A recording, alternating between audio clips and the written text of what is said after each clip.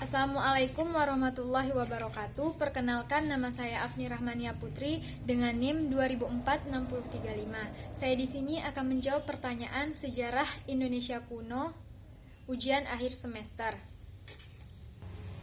Pertanyaan pertamanya, kenapa berakhirnya Kerajaan Mataram kuno menjadi sebab lahirnya Kerajaan Medang Kamulan?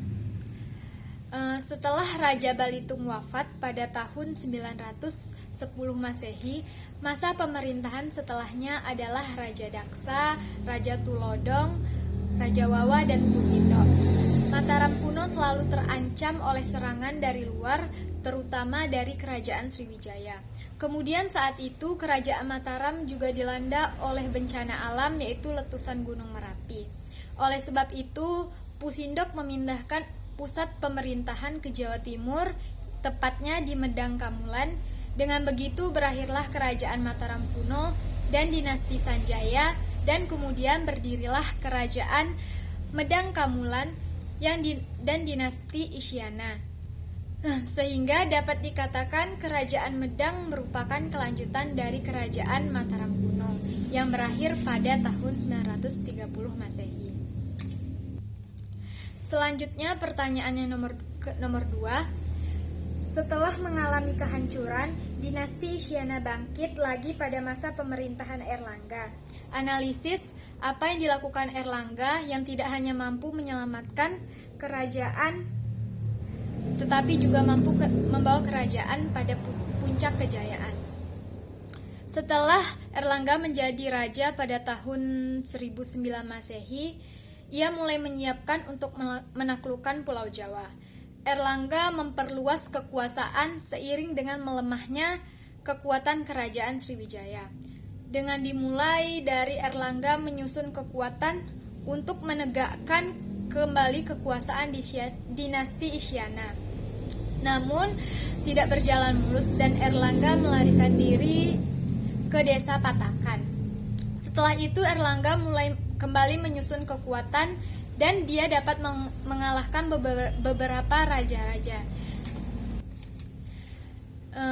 Dan setelah melakukan beberapa kali penaklukan, Erlangga dapat memperluas kekuasaannya hingga ke Jawa Tengah, dan juga Erlangga diakui hingga ke Bali. Dan kemudian di bawah kepemimpinan Erlangga ini kehidupan rakyat semakin makmur dan sejahtera, sehingga Erlangga dapat dikatakan mampu menyelamatkan kerajaan sekaligus membawa kerajaan pada puncak kejayaannya. Pertanyaan selanjutnya, analisis hubungan Kerajaan Kediri di bawah pemerintahan Kertajaya dengan lahirnya Kerajaan Singosari di bawah kepemimpinan Ken Arok. Pada masa kepemimpinan Raja Kertajaya, ia dikenal sebagai pemimpin yang keras dan juga kejam. Pada masa kepemimpinannya ini juga sempat terjadi perselisihan antara raja dan juga para kaum pendeta yang diakibatkan oleh perkara tanah. Sebab perseteruan ini juga dikaitkan dengan sikap sang raja yang memaksa para kaum Brahmana untuk menyembah dirinya sebagai dewa. Namun kaum Brahmana menolak sehingga terjadilah persekutuan. Kemudian hal inilah yang justru membuat para pendeta melarikan diri ke daerah Tumapel dan menemukan Ken Arok untuk meminta perlindungan Ken Arok. Kemudian Ken Arok memanfaatkan kesempatan ini demi mencapai ambisinya.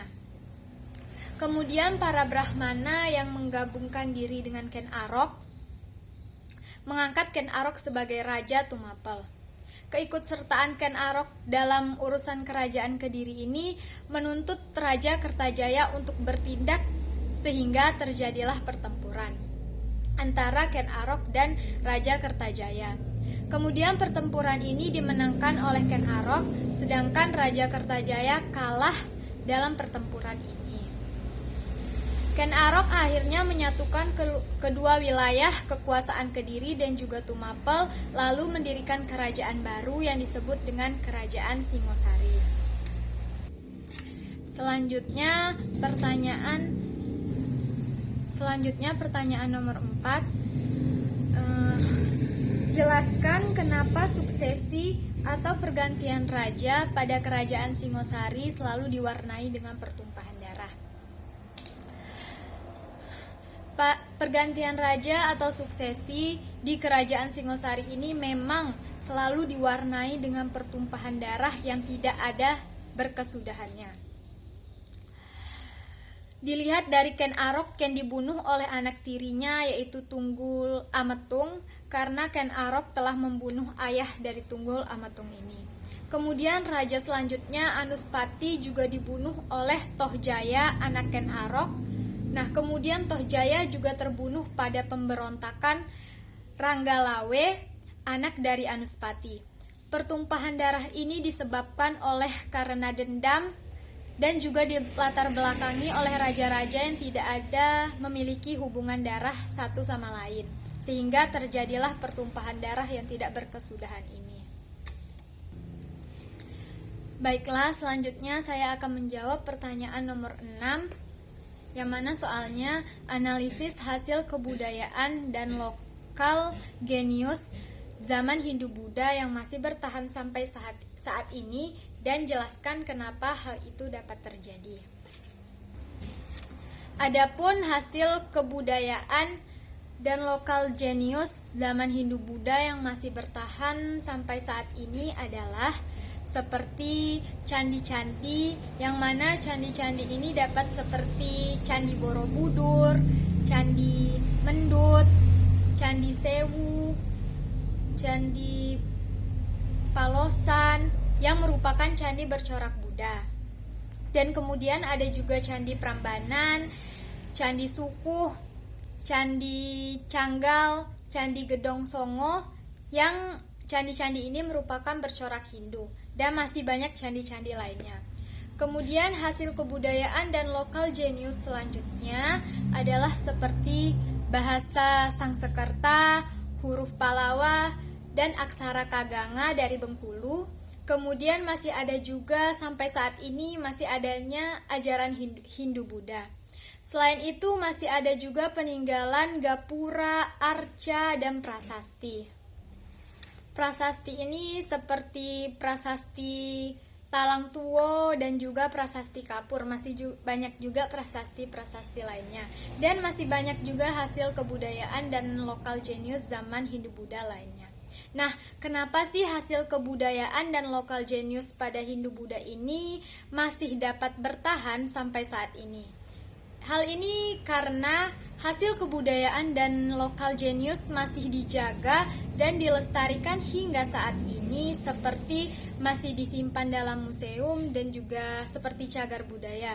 Dan juga tradisi-tradisi yang ada pada zaman Hindu-Buddha masih juga dijalankan pada masa saat ini, sehingga terjagalah hasil kebudayaan dan lokal genius pada zaman Hindu-Buddha ini. Nah, sekian jawaban dari UAS Sejarah Indonesia Kuno saya. Mohon maaf apabila ada kesalahan. Saya akhiri. Wassalamualaikum warahmatullahi wabarakatuh. Terima kasih.